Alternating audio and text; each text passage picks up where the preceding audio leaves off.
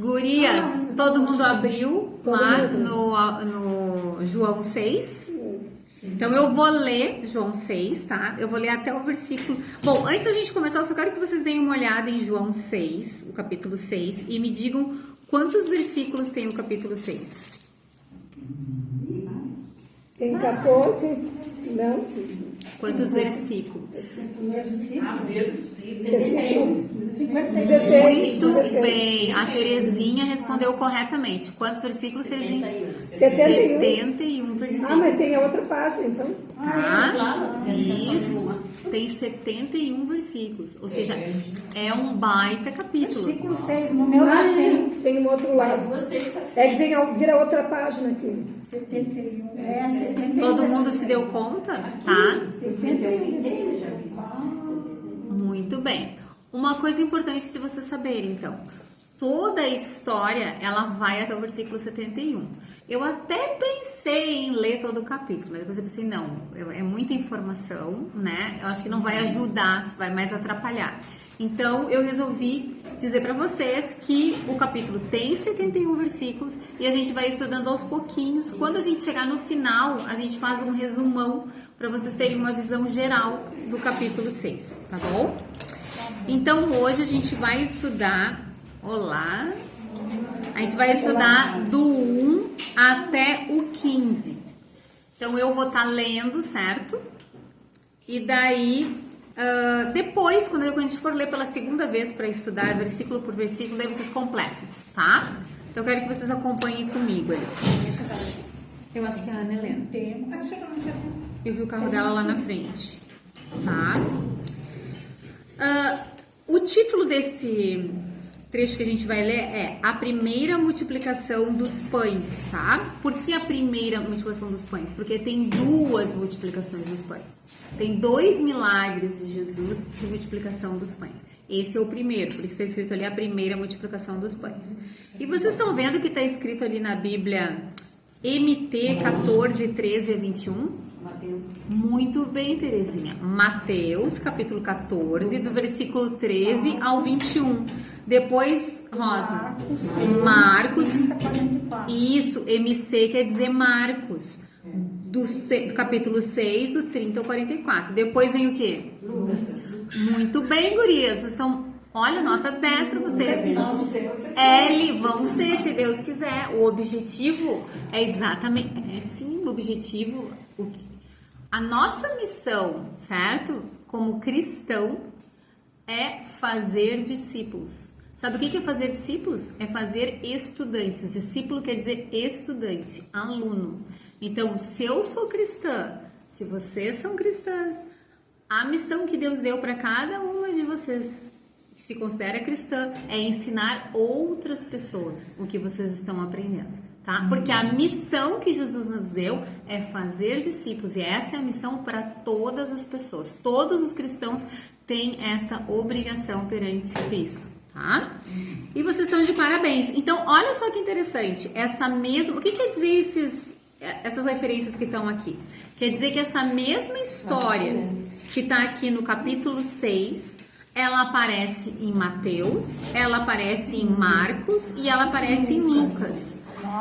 Esse vai ser o tema de casa para vocês essa semana, tá? Eu comecei a ler, eu não entendi isso. Não entendia. Porque que tinha...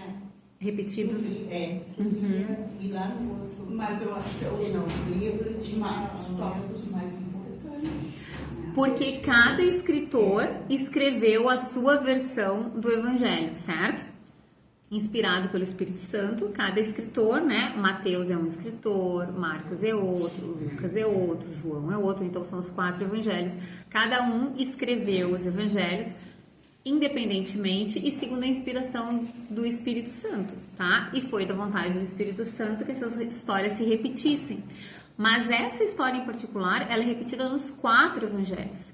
E isso mostra o quanto essa história é importante, quanto Deus quer que a gente preste atenção nessa história, tá? Porque tem muitas lições aqui pra gente aprender. Em cada um desses evangelhos, onde está escrita a história, eles vão contar detalhes diferentes, que daí a gente pode juntar tudo e ter uma visão melhor de realmente como foi cada detalhe. Mas a mensagem principal cada evangelho vai trazer, dando aquele foco que o Espírito de Deus quis dar. Então, assim, ó, como tema de casa para vocês, eu quero pedir que vocês se organizem durante essa próxima semana e leiam esses trechos lá em Mateus, em Marcos e em Lucas. E também que leiam novamente durante essa semana todo o capítulo 6, porque ele é um capítulo bem grande. Não precisa ser ler tudo num dia só, ler um pouquinho num dia, ler um pouquinho no outro, tá? O melhor é assim, que daí a gente vai... As coisas vão assentando na cabeça da gente e a gente vai entendendo melhor, tá bom? Então eu vou começar a leitura. Algum tempo depois, Jesus partiu para a outra margem do mar da Galileia, ou seja, do mar de Tiberíades. E grande multidão continuava a segui-lo, porque vira os sinais miraculosos que ele tinha realizado nos doentes. Então Jesus subiu ao monte e sentou-se com seus discípulos. Estava próxima a festa judaica da Páscoa. Levantando os olhos e vendo uma grande multidão que se aproximava, Jesus disse a Filipe: Onde compraremos pão para esse povo comer? Fez essa pergunta apenas para pô-lo à prova, pois já tinha em mente o que ia fazer. Filipe lhe respondeu: 200 denários não comprariam pão suficiente para que cada um recebesse um pedaço. Outro discípulo, André, irmão de Simão Pedro, tomou a palavra. Aqui está um rapaz com 5 pães de cevada e 2 peixinhos. Mas o que é isto para tanta gente? Disse Jesus: Mandem o povo assentar-se. Havia muita grama naquele lugar e todos se assentaram. Eram cerca de 5.000 homens. Então Jesus tomou os pães, deu graças e os repartiu entre os que estavam assentados, tanto quanto queriam. E fez o mesmo com os peixes. Depois que todos receberam o suficiente para comer, disse aos seus discípulos: Ajuntem os pedaços que sobraram, que nada seja desperdiçado. Então eles os ajuntaram e encheram 12 cestos, com os pedaços dos 5 pães de cevada deixados por aqueles que tinham comido. Depois de ver o sinal miraculoso que Jesus tinha realizado, o povo começou a dizer: Sem dúvida, este é o profeta que devia vir ao mundo. Sabendo Jesus que pretendiam proclamá-lo rei à força, retirou-se novamente sozinho para o monte. Então, essa é a história que a gente vai estudar hoje em detalhes. Então, vamos começar lá pelo versículo 1. Algum tempo depois. Essa expressão, ela não significa que foi assim logo depois, tá? Essa expressão, ela simplesmente significa que se passou um tempo, tá? Ou seja, é um outro assunto que está começando aqui nesse capítulo.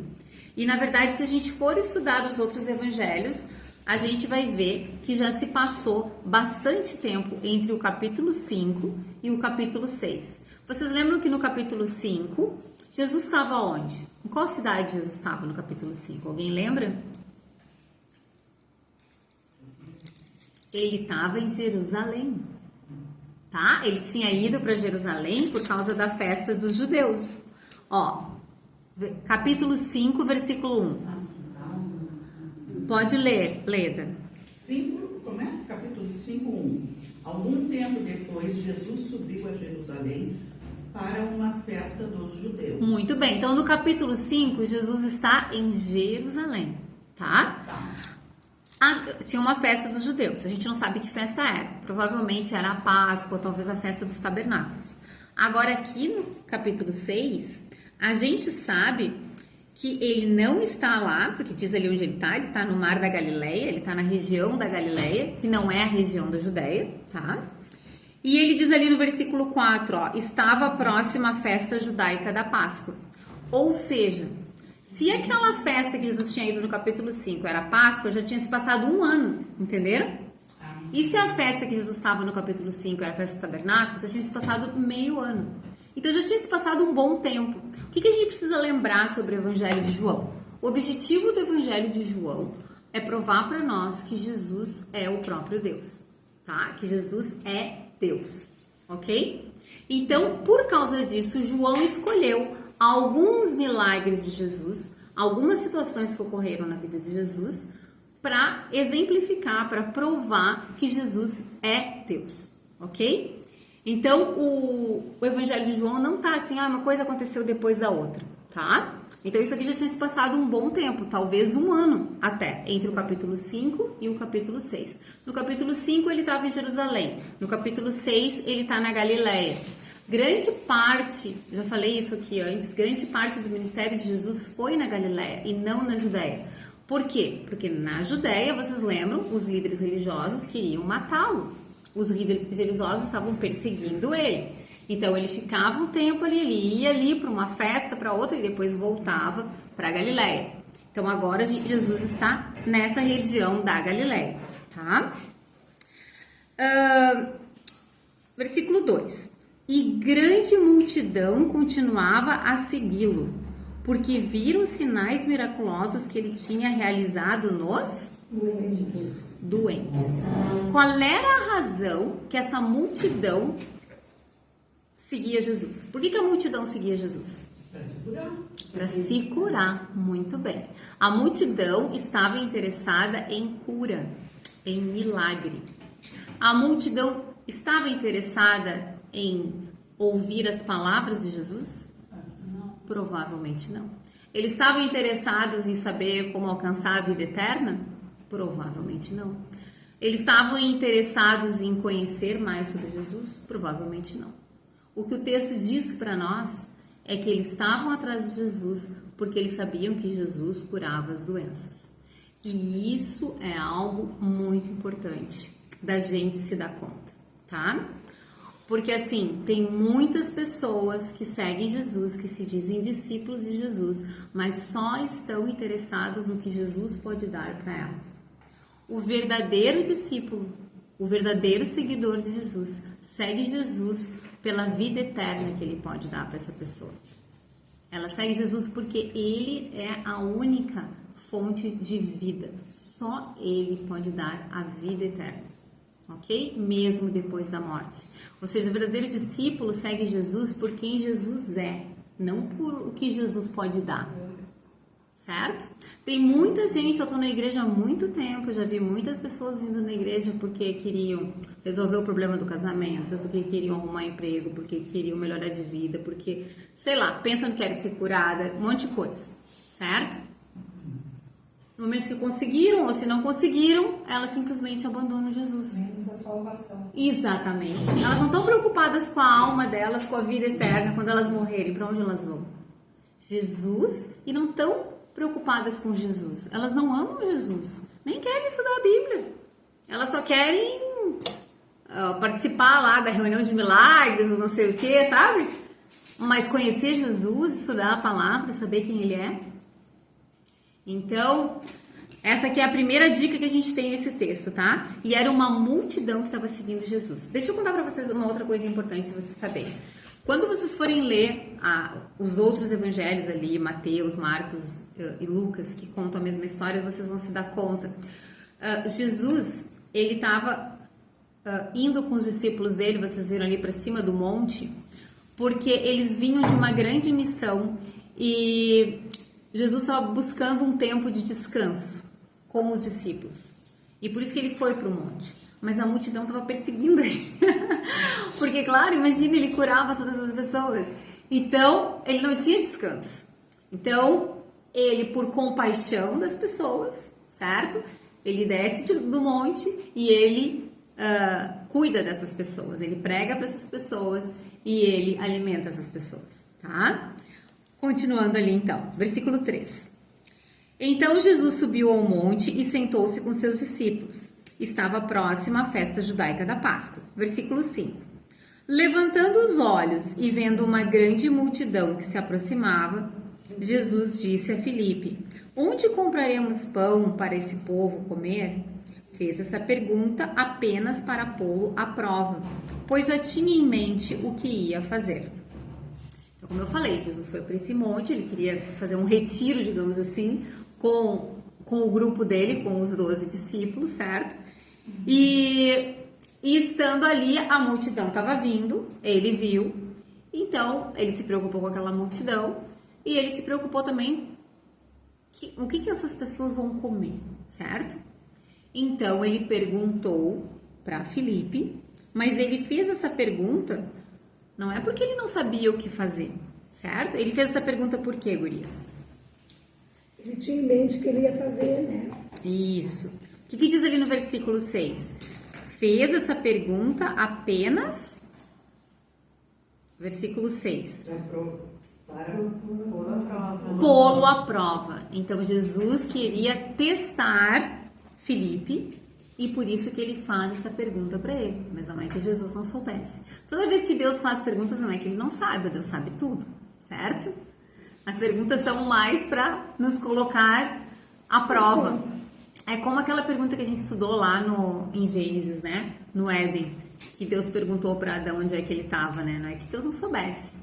É porque Deus queria que Adão confessasse o seu pecado, se arrependesse, certo?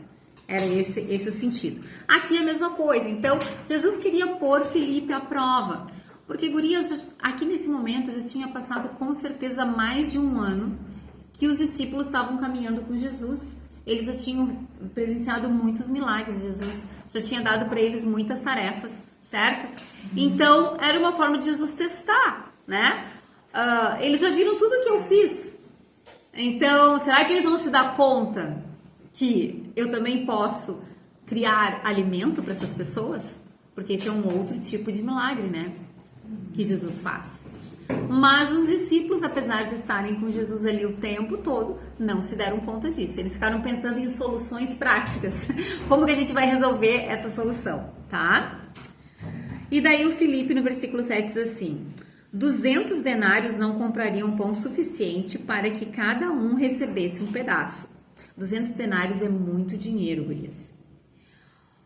200 denários era como mais ou menos 200 dias de trabalho de um soldado romano na época, tá? Então era bastante dinheiro, mas mesmo isso não ia ser suficiente para alimentar aquelas pessoas. Versículo 8. Outro discípulo, André, irmão de Simão Pedro, tomou a palavra. Aqui está um rapaz com 5 pães de cevada e 2 peixinhos. Mas o que é isso para tanta gente? Então eles foram, os discípulos, procurar o que as pessoas tinham e eles só encontraram um rapaz, um jovem, tá? Com 5 pães e 2 peixinhos. Só isso que havia de comida disponível ali. Versículo 10. Disse Jesus: mandem o povo assentar-se. Havia muita grama naquele lugar e todos se assentaram. Eram cerca de 5.000 homens, não é pessoas, é 5.000 homens do sexo. Fora mulheres e crianças, né? Fora mulheres e crianças. Então, assim, ó, o cálculo que os estudiosos fazem é que devia de ter de 20.000 a 25.000 pessoas. Você já consegue imaginar o que é? Eu não consigo imaginar o que é 20.000 pessoas. Não sei, não consigo. Deve ser lá o gigantinho. Eu não sei. É de 20 a 25.000 pessoas. Tá? Então, gurias, 60. por que eles calculam isso? Porque assim, onde há homem, geralmente há mulher. Onde há mulher e homem, geralmente eles têm filhos, certo? Então, calculando, né? 5.000 homens, 5.000 mulheres, já deu 10.000. 2 filhos para cada casal, vamos dizer assim. Naquela época eles tinham muito mais filhos, né?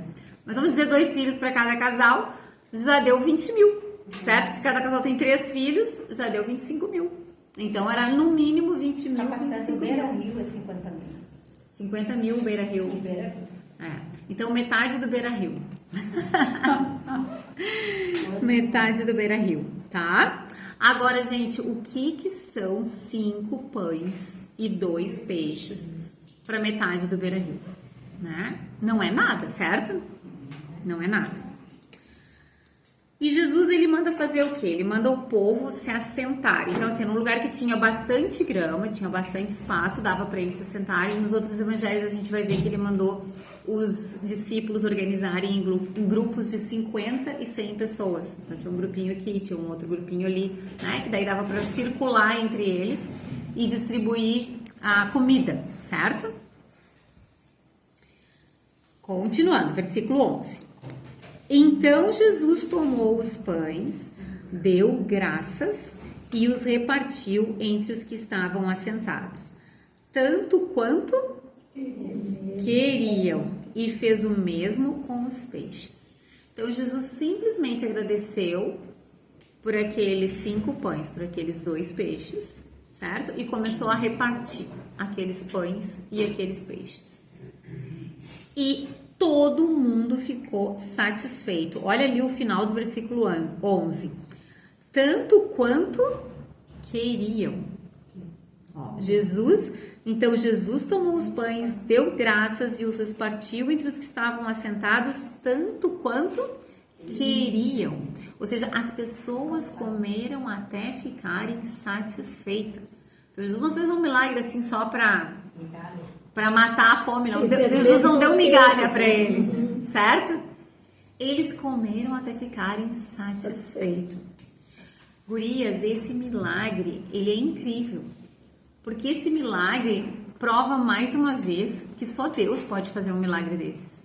Ele criou comida. Com as mãos dele, ele agradeceu, ele começou a repartir e ele multiplicou aquilo ali com as mãos dele, certo? Com o poder dele. Imagina que coisa incrível. E o que eu acho assim muito lindo de ver também, eu já tinha estudado essa história no Evangelho de Mateus, tá? E lá também enfatiza isso, que as pessoas comeram até ficarem satisfeitas, né? A palavra, na verdade, até não é muito bonita a palavra no texto original, é ficar cheio, sabe? Quando você não... Fiquei cheia, nossa, tô cheia. Não é nem satisfeito, né? Porque satisfeito a gente consegue comer um pouquinho mais, né? Eles ficaram cheios, né? Então, eu não sei vocês, mas eu amo comer. Amo. É que eu digo não para os meus desejos, mas eu amo comer. Amo comer. Amo comer. Tudo. Comida, né? Comida. Olha, a única coisa que eu não gosto de comer é arroz de leite. O resto tudo eu gosto.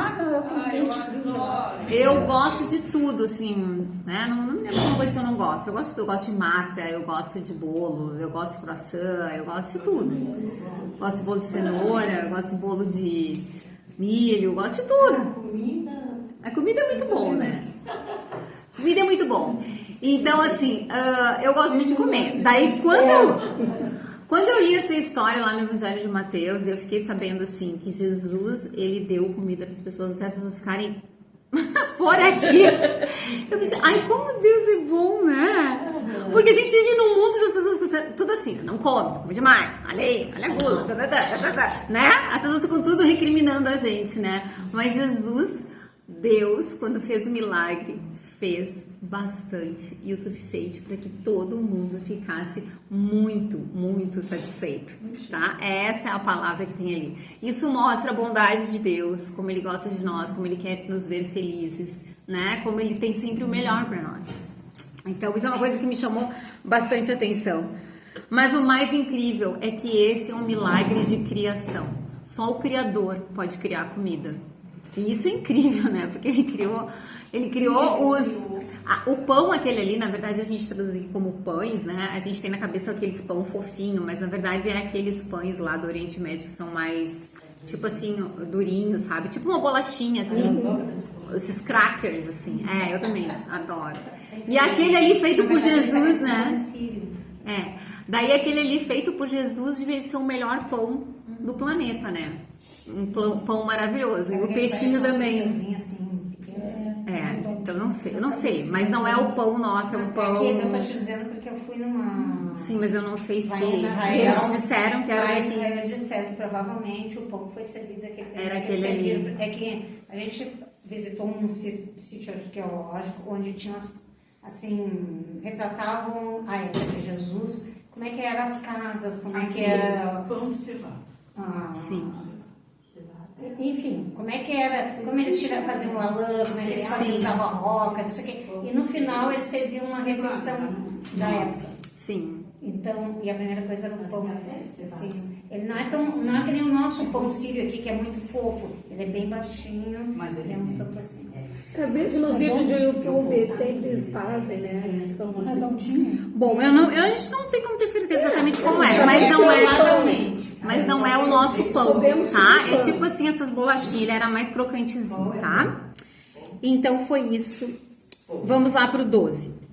Depois que todos receberam o suficiente para comer, disse aos seus discípulos: ajunte os pedaços que sobraram. Gente, ainda sobrou. Todo mundo ficou satisfeitíssimo, até não aguentar mais. E ainda sobrou pão, tá? Pão e peixe, né?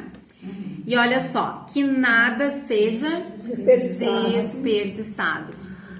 Talvez essa história que eu vou contar pra vocês seja até meio bobinha, assim, né? Mas pra mim ela foi muito importante também. Quando eu sou filha única, então... eu sou filha única.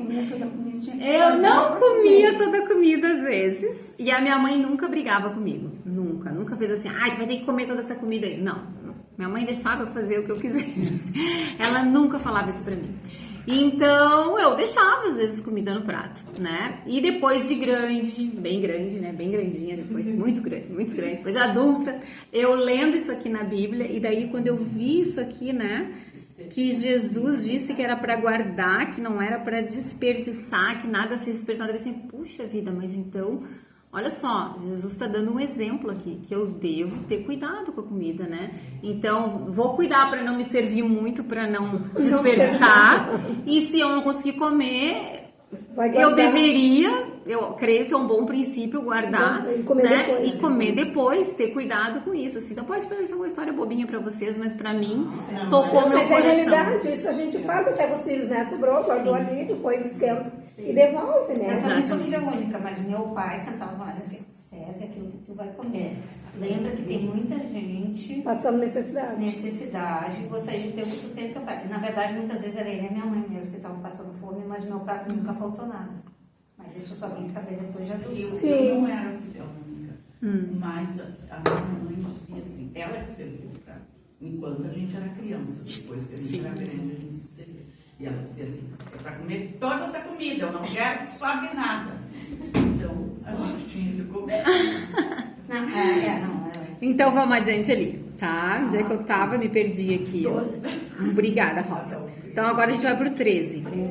Então eles os ajuntaram e encheram 12 cestos com os pedaços dos 5 pães de cevadas deixados por aqueles que tinham comido, tá?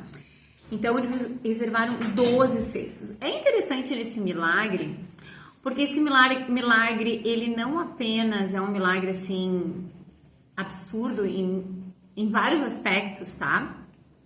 Porque ele também é um milagre preciso, né? Quantos discípulos eram? Quantos eram os discípulos de Jesus? 12, né? Os 12 discípulos, certo? E os 12 discípulos aí que estavam envolvidos em distribuir ali os pães e os peixinhos para as pessoas. E no final, depois que todo mundo estava servido, ainda sobrou 12 cestos para eles. Exatamente. Então, não é somente um milagre incrível, mas ele ainda é preciso. Então, Jesus mostra que ele é o Criador, ele cria comida. Ele sabe exatamente o que cada um precisa. Ele satisfaz as pessoas no seu máximo, na sua plenitude, certo? Todo mundo fica muito satisfeito, ok? E nada, na verdade, e tá tudo bem preciso aqui, no que Jesus fez nesse milagre. Outra coisa interessante sobre esse milagre, gurias, é que esse milagre, ele é um milagre como nunca houve outro igual, porque ele é um milagre que atinge no mínimo 20 mil, 25 mil pessoas ao mesmo tempo, certo? Porque geralmente quando uma pessoa é curada, é uma pessoa, ou talvez é um grupo lá, tipo os 10 leprosos, lembram? Tinham sido curados também por Jesus, foram 10 de uma vez. Mas aqui é uma multidão que experimenta o milagre. E não só experimenta o milagre, como come o milagre. Né? É uma coisa incrível esse milagre que Jesus fez. Provando, sem dúvida alguma, que ele é o próprio Deus. Tem o poder de fazer algo desse tipo. Continuando, versículo 14. Depois de ver o sinal miraculoso que Jesus tinha realizado, o povo começou a dizer: sem dúvida, este é o Profeta que devia vir ao mundo. Eu já falei para vocês do profeta lá quando a gente estava no capítulo 1, né, de João, que Moisés falou que viria um profeta no futuro. E até os líderes religiosos tinham perguntado para João Batista, no capítulo 1, se João Batista era o profeta, lembra? O que João Batista respondeu? Não sou o profeta, tá? E aqui as pessoas, ao verem esse milagre de Jesus, elas pensam, esse deve ser o profeta, para ter esse poder de fazer comida desta forma. Eu faço uma pergunta para vocês. Já teve algum milagre sobre comida que vocês viram antes de Jesus vir ao mundo? Antes de Jesus, que vocês lembrem? É que Jeová criou, quer dizer, Jeová é porque eu Deus era Pai. acostumada. Deus Pai. Ele criou, botou o pomar, que eram as frutas, né? Ele criou a comida. Sim. Não, eu digo algum milagre de comida no Antigo Testamento. Alguém lembra? Eu não sei. O profeta foi alimentado pelos pássaros. Sim, mas antes disso, um grande milagre que aconteceu no Antigo Testamento. Do maná. Já ouviram falar do maná? Isso, o maná no deserto. Né?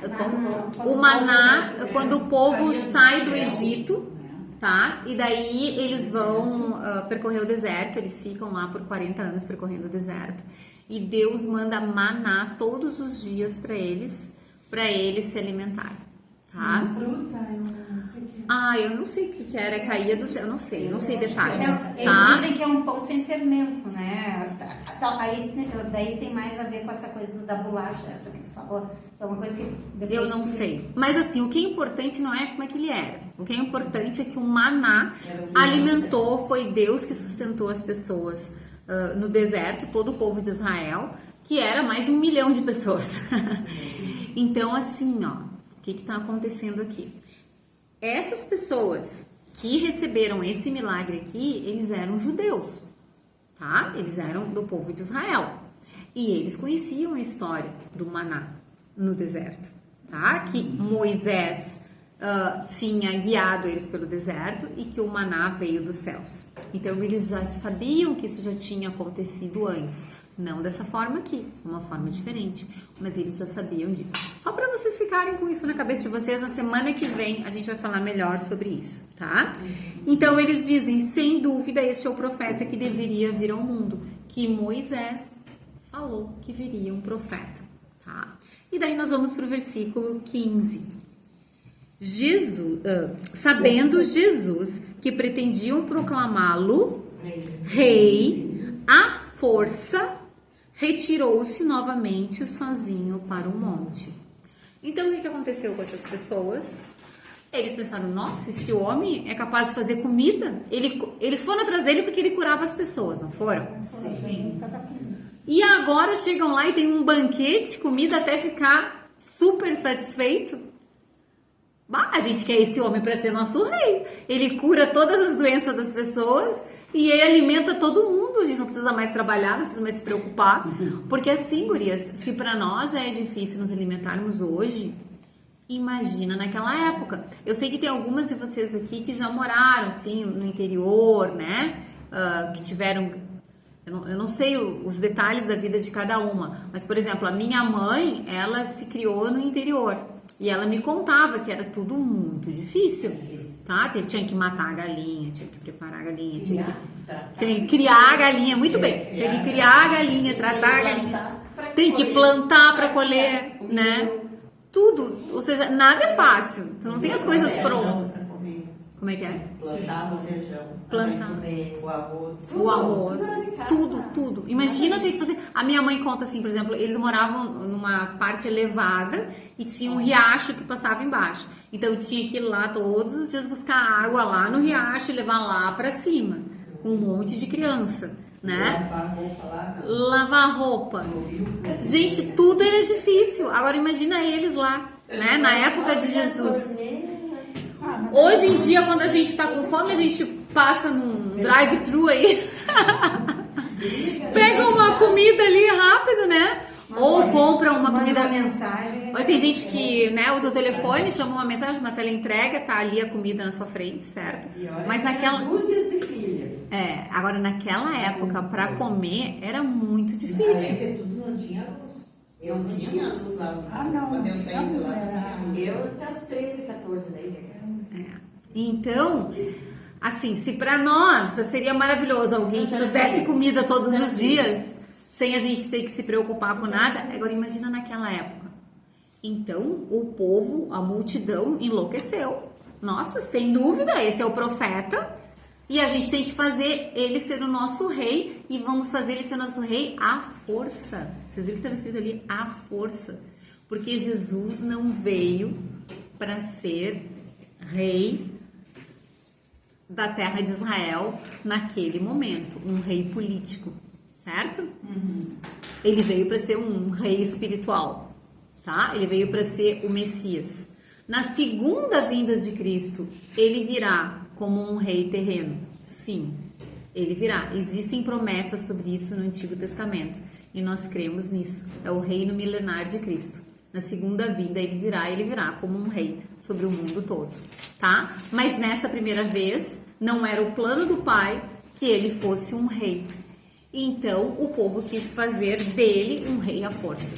Muitas pessoas dizem assim, que Jesus ele era um revolucionário, que ele queria revolucionar as coisas. Gente, se Jesus fosse um revolucionário, esse era o momento ideal dele fazer a revolução dele, certo? Ser proclamado rei. Porque o povo todo queria que ele fosse rei. Quem é que não ia querer um rei assim? Que cura todas as pessoas, que dá comida para todas as pessoas. Ok? Mas não era isso que Jesus veio fazer. Jesus ele veio trazer a palavra de vida eterna. É o que Pedro depois no final do capítulo vai dizer. Senhor, só tu tens as palavras de vida eterna. E por causa das palavras, por causa da mensagem que Jesus tinha para trazer, é que os milagres foram feitos. Os milagres existiram no propósito de Deus para que as pessoas crescem que Jesus é Deus, que Jesus é o Filho de Deus, que foi enviado por Deus Pai. Esse era o objetivo do milagre. Não transformar Jesus em rei, certo? Mas que esses milagres trouxessem autoridade para Jesus, para que essas pessoas ouvissem as palavras de Jesus, ouvissem a pregação de Jesus. Eu tenho sempre falado aqui, Jesus, ele pregava e fazia milagres ao mesmo tempo. Por quê? Para provar, os milagres atestavam da veracidade de quem ele era. Deus. Deus encarnado, como a gente diz, né? Deus homem, totalmente homem, ok? Então, por hoje, esse é o nosso trecho. E daí, para a semana que vem, a gente vai continuar no capítulo 6. Então, eu peço que vocês estejam lendo esse capítulo até o final. De preferência, que se organizem para ler os outros trechos que estão ali em Mateus, em Marcos e em Lucas também. Sim. Ok, meninas? Você quer que eu tire a foto?